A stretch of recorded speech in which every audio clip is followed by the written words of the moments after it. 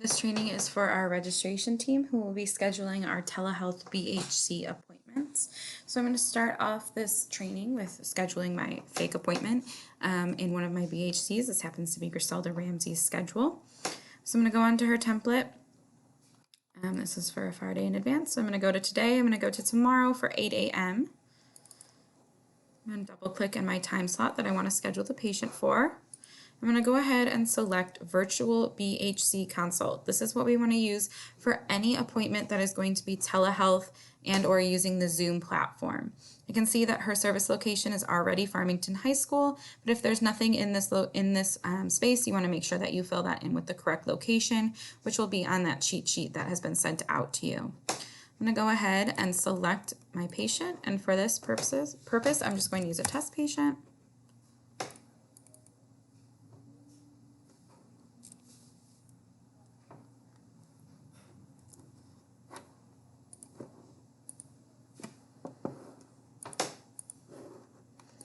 I'm going to go ahead and hit OK. At this point, I would tell the patient that their appointment is scheduled, make sure they know what time it's scheduled for, and that their clinician should be reaching out to them at the time of the appointment to either complete it via over the phone or using the Zoom platform. And then I would hang up with the patient. To move forward to schedule this within Zoom, once you've hung up with the patient, you're going to minimize out of virtual. You're going to go in to your Google Chrome or your internet browser. You're going to type in zoom.us. You're going to want to sign in using these specific clinician assigned Zoom accounts. Each BHC clinician has their own individual Zoom account to help mitigate patient overcrowding or overbooking, so that the clinician knows that their Zoom account should be free at the time of their scheduled visit.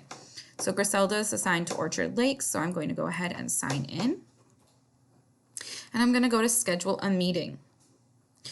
So I would not put any patient PHI in this, as Zoom is not a HIPAA secure platform. So I would just type in Griselda 8 a.m. appointment. Then you're going to go ahead and schedule it. So I'm going to click on this calendar icon here, pick my date and my time. So I scheduled it for 8 a.m. Now the virtual BHC consults are automatically set for 45 minutes, so you can just leave this an hour.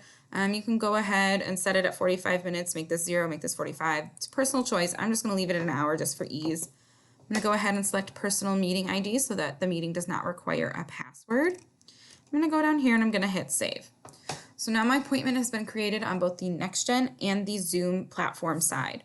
So what I'm going to do next is copy this link here, because this is how the clinician and the patient will both connect. So I'm going to either hit Control-C to copy or right-click and copy, personal preference. I'm going to minimize out of this, go back into NextGen, go back into that appointment that I just created, and paste that Zoom link into the appointment detail box. So I'm going to paste that right here. This will just allow the clinician to have an easy access to that Zoom account or that Zoom meeting for this patient's appointment, and it will allow them to explain the connection process to the patient themselves. So I'm going to go ahead and hit OK and go ahead and save that. You can either, if you're comfortable or if you're trained on this part, you can go ahead and verify insurance at the time that you've scheduled the appointment, just to confirm that the patient has insurance. If they don't, at the time of the visit or a little bit before, we can either get them set up with a sliding fee application, or we can try to get them signed up for Medicaid. So that's kind of up to you individually what you want to do. Get them in contact with the CMRS staff to get that all set up. At the time of the visit, the clinician will check in, and once they have completed the encounter, they will go ahead and email the registration team to let them know to go ahead and check it in. So your part for now is done.